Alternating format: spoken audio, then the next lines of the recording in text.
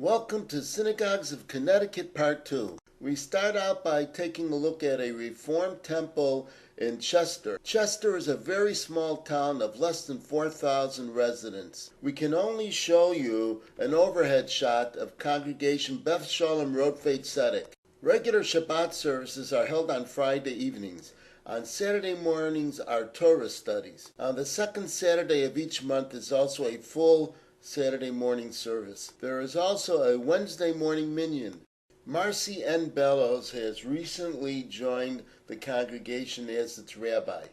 Maybe it's just coincidence, but all the people on the staff of this temple are women. As can be surmised, the congregation is the result of a merger of two previous synagogues, Beth Shalom and Rodfei Tzedek. Rodfei Tzedek was founded in 1915 and Beth Shalom in the 1930s. The merger took place in 1998. We next turn our attention to Colchester, which is a city of about 16,000. Here we are looking at Congregation Ahavat Achim, a conservative-affiliated synagogue. Its name translates to English as brotherly love. Shabbat services are held both Friday evenings and Saturday mornings.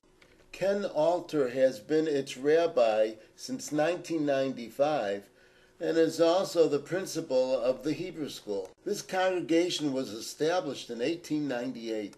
At one time in its history, about half the population of Colchester was Jewish. There were 2 kosher butchers and even a kosher bakery, and the area was considered a summer resort for New Yorkers looking to get away from the heat of the city. Its current building was dedicated in 1960. Our next stop is in Danbury, Connecticut, with a population of more than 81,000 and located in Fairfield County, one of the richest areas in the United States. This is a far shot of the Chabad Lubavitch of Danbury.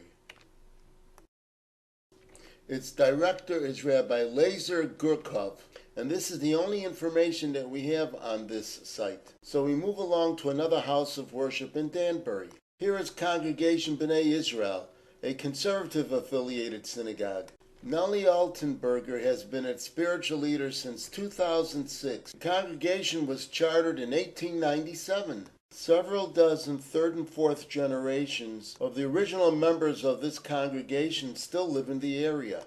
It was in the 1950s that the congregation moved away from the more orthodox brand of worship to the current conservative. Its current building was erected in 1975. This congregation is unique in that it has every Saturday morning a Shabbat service, but only occasionally a Friday evening service. There is one more Jewish house of worship in Danbury, and it is the United Jewish Center, a Reformed temple. There is both a Friday evening and Saturday morning Shabbat service. Stefan Turi has recently become its spiritual leader.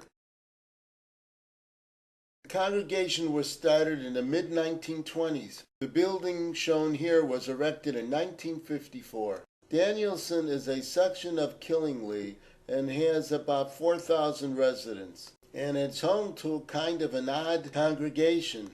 It calls itself the Temple Beth Israel Preservation Society. It seems as if its main function is to keep this synagogue building going and the region a semi-official Jewish social organization.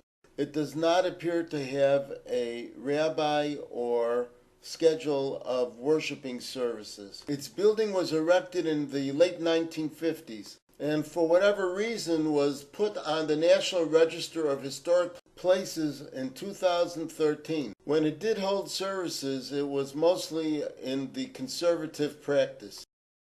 Our final stop on this tour is Temple Beth Tefillah. It is in East Hartford.